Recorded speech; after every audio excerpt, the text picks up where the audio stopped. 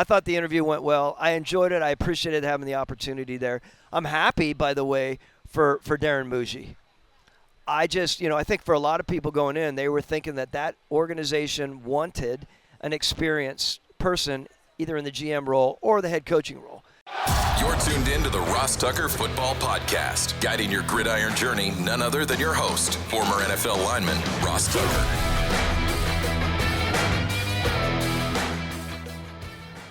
Oh, yeah, it is. But it's not just any Ross Tucker Football Podcast. It is a teaching tutorial Thursday, presented, of course, as always, by DraftKings. The crown is yours. How about some wisdom from our annual visit from former longtime Atlanta Falcons general manager Thomas Dimitroff? Always appreciate the wealth of information and knowledge that we get from Thomas. He is fantastic. Speaking of fantastic, those of you that just did a little bit extra this week to help grow the show, help make the shows better, 3 of you are going to get rewarded towards the end of the show. I've got winners, baby, at Ross Tucker NFL, at Ross Tucker Pod, youtube.com/Ross Tucker NFL. But first, it's Thomas Dimitroff. It's the big show. The Big Show. Well, I always love every year get a chance to talk to, I guess, a former colleague, although you don't really feel that way when one's a player and one's in the scouting department. Thomas Dimitroff, we were in New England together 05 and 06. Most people obviously remember your long run. How many years was it in Atlanta? I call it 12 and a half years. Yeah. We got fired mid-season. So. All right, so that's actually unusual, right, for a front office executive? For a general manager. I always thought Arthur was going to wait until after, and we were going to regroup and talk about it. Didn't happen. So let's start with this, because I got a million questions for you, including, before the Jets made their hire this offseason, you got an interview there. Just give me the latest update with you, what you're doing with SumerSports, and kind of where you're at with things. So I'll make it quick. So SumerSports, I am the president of football operations there. We have completely evolved in that company, right? Remember, it's a data football analytics company, subjective and objective scouting. We have hired 5 former general managers and 20-plus NFL people. All of our subjective scouting creates the foundation for the algorithms we're building with our 40-plus data scientists and engineers within this. So I'm managing a lot of that right now. Every day, interestingly enough, I'm involved in film watching and interacting on a free agency level, roster management level in the NFL. So it's not like, I always say, even in these interviews, I say, I didn't just go to Bordeaux and drink wine in France for 3 straight years. I've literally been really working on a different side of football that I think can be crazy beneficial. All right, so explain that to me. You guys have these subjective evaluations that you're hoping the algorithm can give you what with? Okay, so basically what we're doing is all of our scouts grade not only the verbiage of the final bottom lines in the summary, but what they're also responsible to do is to add their grades of 20 to 30 metrics that they're grading each player off. An offensive line might have 25 different metrics that our scouts are responsible to put a 1 through 10 grade on. All of these grades through probably 2,300 pro players every year, 800 college player every year, are going into our algorithms. All of the data that's coming out, and it's, where we are right now with AR. But what AI. data? So there's written words. Yes. And then data would be like metrics. How are you? To me, you're quantifying language as data. Is that correct? Some of it we are, and Okay. then the others were, again, that 1 to 10 grading scale within the metrics, i.e. if you're grading someone's agility, their ability to pull, their pass pro ability, anchor ability, whatever that is on that offensive lineman, we're putting a 6, 5, 4, 3, 1, 10, whatever that is, that continues to go into all of our models. That's where we're going on one side. Then there's the other data out there that we're pulling, our advanced data analytics, aside from our subjective scouting. My point is we are combining the subjective side that does contribute to our algorithms as well as all the data that is out there that is true data on, percentages of, pass protection, et cetera, from a certain player. We have We have right now 50 advanced data analytics right now with Sumer. It's growing. Before, when we talked probably last year, we might have had 12. Like, we're growing fast with all these advanced metrics that are beyond the subjective metrics I'm talking about. Got it. And the clients are designed to be the NFL teams themselves and or potentially Division I colleges. Exactly. Yeah. And how's that part of it going so far? So that's been great. I mean, it's a separation, right? We spent the last year spending a lot of information with NCAA programs, really digging in to see what they need, right? They need, as you can imagine, Ross, a lot of them are looking at former general managers because they're going to put together a system and put together a front office that is synonymous or congruent with an NFL team. There's so much more going on. We're so busy with NIL and portal. We have 7 programs right now we're working with in the NCAA. We have 5 in the NFL that we're working, and we're growing every day, which I love. The NCAA side is really interesting. I know this isn't an NCAA program, but NIL and portal and where we're going with that and the evaluation of rosters for these programs is big because these teams don't have the man and women power to do the evaluating that we can do from Sumer. No, and, me calling a lot of college games, there's a wide range of resources for the personnel staff, depending on the college, right? Like, when you're talking Michigan, Ohio State versus, University of Buffalo, Toledo, it's like 2 different worlds. It really is. It's crazy. It really is. And again, most of the ADs that we're talking to, Ross, they just are lost. They don't know how they're going to go into placing the values on their NIL, on their players, where they're going in the portal. It's just fascinating to see where they're going right now. What do they have? Almost just shy of 20 million, I think is the number. Yeah. So that is going to be fascinating. It all comes back around to the NFL as well. So all I'm saying to you is I'm really excited about the combination of subjective and objective and how we're going to utilize all that information. And in the future, it's going to be interesting to see how that plays out. All right, so earlier this offseason, you had a job interview. I did. With the New York Jets for the general manager position. Take us through that. What's that like? How long does it take? What do they ask you? What was it like? So I interviewed there and I also interviewed with Tennessee, which was a very different experience, as you can imagine, right? Tennessee, as you know, with Chad Brinker taking over as the president of football operations, that the GM that was going to come in there was going to be answering to him, which is a whole other story. On the Jets side, to answer your question, I was the first interview almost 6 weeks into the process. Like, that's a big deal, meaning it was 6 weeks later before I ever heard anything more. So the process was interesting. I mean, I dug in, spent a lot of time, and it's been 3 years since I've been involved, right? When I got out, I was going to say 1 year out, and I was going to get back into the NFL, either as an AGM potentially, or I was going to get back in some sort of a consultancy role. I decided to go into data football analytics because I thought it was better for me to widen my aperture, which I think it's done a great deal for me. Going into interview, remember, I was interviewing with Mike Tannenbaum and Rick Spielman, because they were leading the search, along with Jaime Eli, the president, great guy, and then Woody. So it was interesting going in there. My biggest thing was trying to look at these guys and talk at a different level. I had never met Woody Johnson. I met him briefly, but never spent time. I really wanted to go in there and see what my interaction was. What was our eye contact? What was our communication? Were we in line or not? I thought the interview went well. I enjoyed it. I appreciated having the opportunity there. I'm happy, by the way, for Darren Muji. I just, I think for a lot of people going in, they were thinking that organization wanted an experienced person either in the GM role or the head coaching role. They're going in with 2 neophytes, and I was a neophyte with Mike Smith, so I don't in any way downplay that. Those are good football men, and I think they believe that they have the right fit for them. Never heard of Darren Muji before he got this job. I mean, I feel like that's pretty rare because usually a guy has several interviews or there's buzz about him before he gets a job. I was kind of blown away by that because there's other guys whose names I could throw out there that have been up for these jobs in recent years. I do a lot of stuff in Philly, so like Alec Hallaby or whoever. I was really That one surprised me a little bit. I think what happened with Darren Muji is Darren was in Denver. Interestingly enough, we brought him in as a free agent receiver from San Diego State in Atlanta. I've known him for a number of years. Great guy, good football guy, tough guy, like a good personality. Yeah. I think you would appreciate. Yeah. If you got to know him, or when you get to know him, you'll enjoy him. I personally believe, back to the process, the search process, I believe Rick Spielman is the kind of guy that would really relate to a guy like Darren Muji.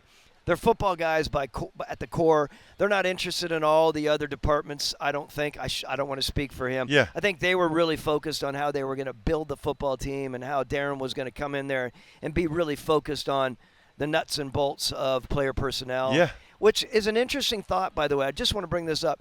That idea of going into an organization and being the person that is in charge of 10 different departments on top of the picking of the players, the acquisition, I'm getting mixed opinions about that these days. I'm getting the opinion like a lot of these owners, they're thinking it's bigger than it should be, and let's get our GMs coming in there truly just focusing on being personnel men GMs. Well, what are the other departments you're talking about? Well, I'm talking about when what I was responsible for when I got to Atlanta. I wanted to do that. Arthur said, "No way. We're going to have you in video. We're going to have you in player programs. We're going to have you in cap and contract. We're going to have you over player performance and athletic performance, and we're also going to have you dabbling in the social and digital side, and you're also going to be in charge of logistics when you're travel logistics." There's a lot within an organization that general managers years ago were responsible for to justify the millions of dollars that people were paying. You know the numbers right now, Ross, are unbelievable. A first-time GM is coming in at $4 million a year. Unbelievable. That's unbelievable. Like when people were coming in years ago, they were coming in at, not that it matters, but they're coming in between $8 and $1 million. These numbers now for the established GMs, now they're making exponentially less than the head coaches. Established, the top 5 GMs right now in the league are probably making $7+ million plus a year. You would never have seen that before. But what I think is interesting to me about that is a lot of these first-time head coaches are getting $13 million a year. So that's right. I think that's fascinating that the market, the quote-unquote market, thinks that a head coach is worth 3 times what a front office executive, what a GM is. You know, I've said this before. The first thing I would do if I owned a team, Thomas, the first thing I would do is, I don't know how much longer he's under contract, but however long Howie Roseman has on his contract, I don't know how much Howie makes, right? But let's say he makes 10, right?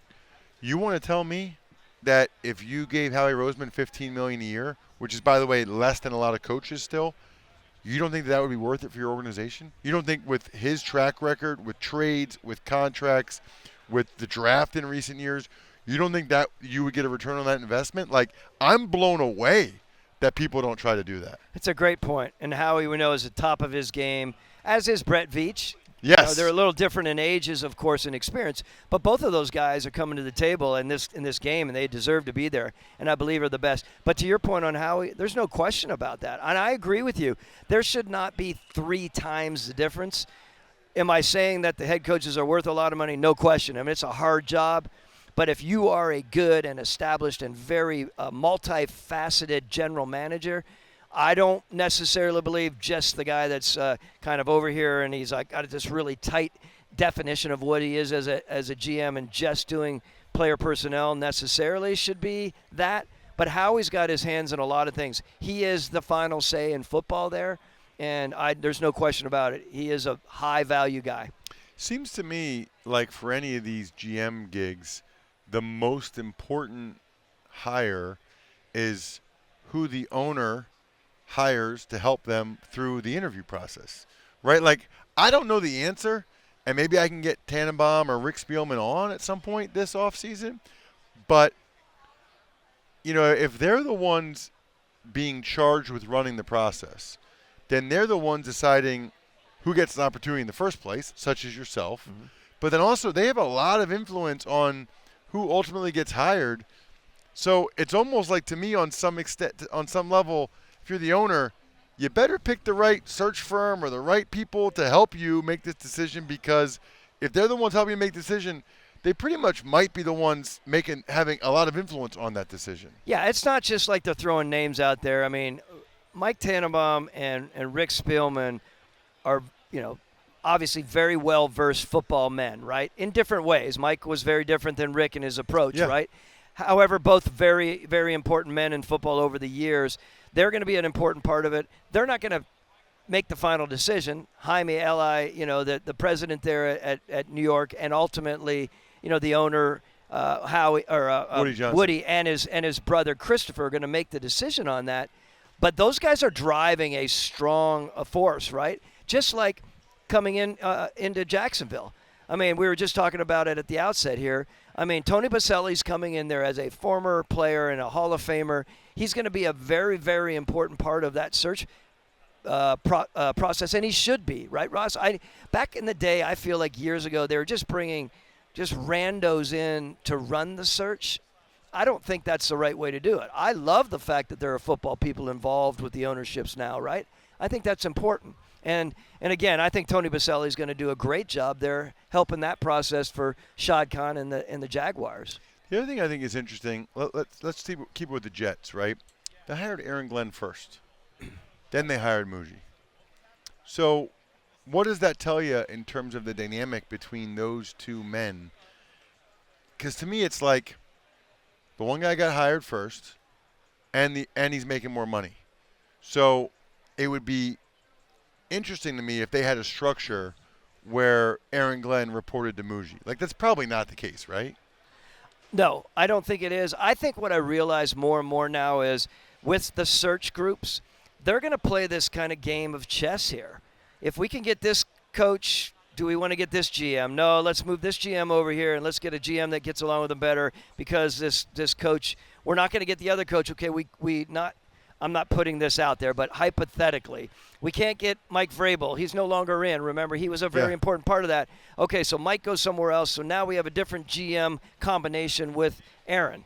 So I just feel like there's a lot of working that way. And then all of a sudden, let's just say hypothetically Aaron Glenn did not decide to come. Would they have picked a different general manager? Because now, Aaron and Darren Muji have a good working relationship somehow. They thought they were going to mix well, and that was the right fit. I guess what I'm saying in the end is that both the GM and the head coach are vital in how they're going to put it together. No longer is it the day where the GM sat down and wanted to sit through 10 interviews, which a side of me struggles with, right? I'm thinking, wow, that's really, really changed. And is that going to be the way it is in the future? That it's going to be this game of chess all the way through to the very end and when you decide on who's going to be hired in both of those positions? The job I want, Thomas, is like the Baselli job or the Chad Brinker job. I want to be the EVP or the president of football, whatever the job is where you're kind of in charge, but you got the fall guy beneath you that you give the GM title to. So like the fans and on the radio, all they do is they talk about the GM picked this guy or they should have done that guy. And if things don't go well, you just fire that guy and get a new one of that guy's, but you still stay over top of everything. I mean, I know some guys that have been in those roles. That's the role you want. That's the role, and it's a survival role, meaning in a good way. And if you're smart and you can truly help mentor the two, I think that's a big thing, right? I mean, I think Tony Baselli coming in with Liam Cohen and potentially another first-time general manager in Jacksonville, that's a really good spot for him to be in. He doesn't have to act like he knows exactly who he should pick at all these other positions. You guarantee you guys will have a strong opinion about O-line, right? If you were in that role. Yeah. No question about it. I'm sure Tony Baselli and or you would go back and look at everything I ever did in the offensive line moves and say, why didn't you not do this and why did you do that? Of course. I love it. I think it's great. But you're right. That's a great position. I think you're going to see more of them. More of the that EVP over top. I've said this prior to even like 3 years ago. When I got fired, I thought, not because I was willing myself into that position, it is an ideal spot. Because if you have a president over top of everything that doesn't have football background, he doesn't necessarily, not that they can't be vital in the organization, don't get me wrong, but I'm saying that one step down president, that allows him just to focus on football operations and to be the football guy, to give good football, sound football sagacious football advice. What a great way to do it. So Mike Vrabel and Pete Carroll both got another opportunity. Pete, I don't know, it's his fourth maybe head coaching job in the NFL. Vrabel, it's his second. You almost never see GMs, almost never get a second chance, which I think is bananas because, like all of us in life, even me as a broadcaster, right? I think you would do a better job in your next stint. It would be impossible for you to do worse. You just captured all this experience, all this time. You're necessarily going to do better than you did the first time, and yet it never happens. Like I think that is so flawed that guys, and I'm not saying that because you're here. I mean, I don't know if you'll get one or not. I don't really care. But it's just crazy to me that no owners ever look at it and think, this guy did a nice job. It went south at the end or whatever, but man, he really learned a lot, did a heck of a job. He'd be great for us. Instead, like, no offense to Darren Muji, okay? Again, I don't even know the guy. But how do we even know what decisions he made in Denver? I mean, George Payton's the guy running the show, so when he goes in the interview, what does he say? Like, every good move for the Broncos, yeah, that was me. Every bad move is like, there's no accountability. There's no way to know whether or not he actually had good input or bad input. I mean, it's a really good point, and I think people often ask me that, Ross. They're like, why is that? Why? Well, one thing I've realized in this whole interview process this year for me, it is, of course, it's really difficult to get a GM job even as a first-timer. Yeah. It's exponentially more difficult second time, as we know. And what I realize is the first-timers, and I was a part of it, they're asked questions like, how would you do here? How would you do here? What do you think here? Like your point, you can make it sound, oh, that sounds great. That's a great answer. Now, flip it over to the former. What did you do here? There's history there. I don't care how good a guy you are or how good you are. There's history in any one of us, including Hall of Famers like Bill Polian, right? You messed this up. And they're going to ask you those questions. I have no problem answering those, but there's a track record, which makes it complicated. Every GM has a batting average, okay? And yours was very high. But you had some misses. Of course. If you're a first-time candidate, you can pitch it as if your batting average is 1,000, as if you don't have it. I also think a lot of it is just being able to sell it. Fans don't want to hear sometimes that we're hiring this guy who got fired by the Falcons at some point. Meanwhile, like, everybody gets fired at some point. I got fired 5 times my first 7 years out of college. You know what I mean? Like, I just think it's crazy to me that we're talking $6 to $10 billion operations, and that they, in my opinion, make some of the same mistakes over and over again. Thomas, how can people find you? I always love talking with you every year at the Super Bowl.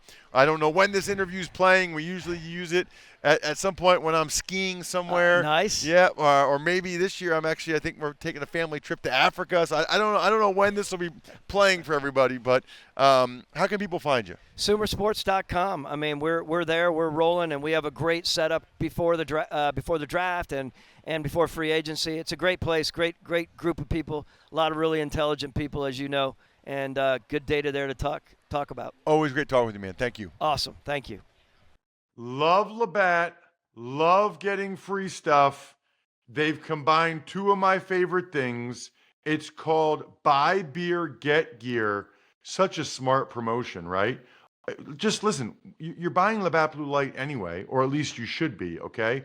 When you do it, just snap a quick photo of your receipt, upload it to rewards.labattusa.com immediately, and then check out some of the gear they have. I have a decent amount of it. It is awesome. Rewards.labattusa.com. Tuck's Takes. All right, Ross. So much going on across the NFL. The Cowboys, they're in the news. They sign offensive lineman Sadiq Charles. And the Senior Bowl, they name a new executive director and former Cowboys scout, Drew, I'm going to botch this, Fabianich. Fabianich? I have no idea. Absolutely no idea. I can't even criticize you because that might be exactly right. I'm sensing your sarcasm, by the way, Jack, in terms of the amount of news in the NFL. It's funny because there are times where I think about doing, 5 days a week in the off season. This was a good week so far, at least for 3 days a week. Now watch there be a ton of news on Friday, or Thursday afternoon and Friday morning. At any rate, Sadiq Charles is the guy that was starting for the Titans, and then he retired last year. I would have bet a lot of money that he'd come back, and I bet you he regrets that tremendously. He was starting. He would have definitely been on the team. I don't understand. I don't know anything about Drew Fabianich other than Jim Nagy did a heck of a job for the Senior Bowl, and I'm a big, big fan of Jim Nagy, who's now the GM for Oklahoma. I do have winners. Phil Sukius is the spread the word winner on Instagram, made a comment on Instagram on @RossTuckerPod. So kudos to you, Phil. Remember to email me, ross@rosstucker.com. I need your mailing address to send you something real nice in the mail. Sponsor confirmation email winner, Brian Zichterman. Brian took advantage of one of our sponsors. I love it, Brian. And the YouTube shout out, Joe Johnson, youtube.com/RossTuckerNFL.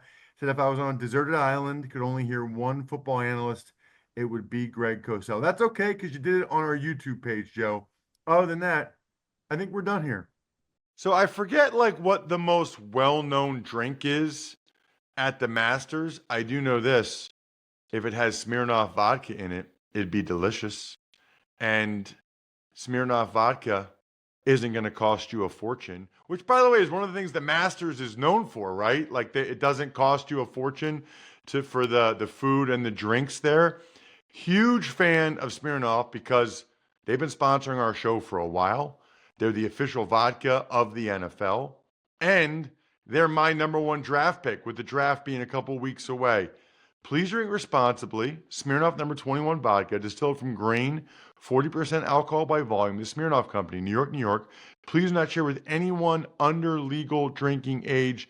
I'm telling you, Smirnoff should be your number one draft pick when it comes to vodka. Thanks for tuning in to the Ross Tucker Football Podcast. Make sure to also check out Even Money, Fantasy Feast, and College Draft, all on the DraftKings Network on Samsung TV Plus, YouTube, or subscribe to the podcast on your favorite platform. Shout out myfrontpagestory.com. We're about a month away from Mother's Day, which is the perfect time for you guys to get either your mom or your grandmother or your significant other the greatest Mother's Day gift they will ever receive. Myfrontpagestory.com, backoffescheduler.com, humanheadnyc.com, Sporticulture, Pizza Boy Brewing.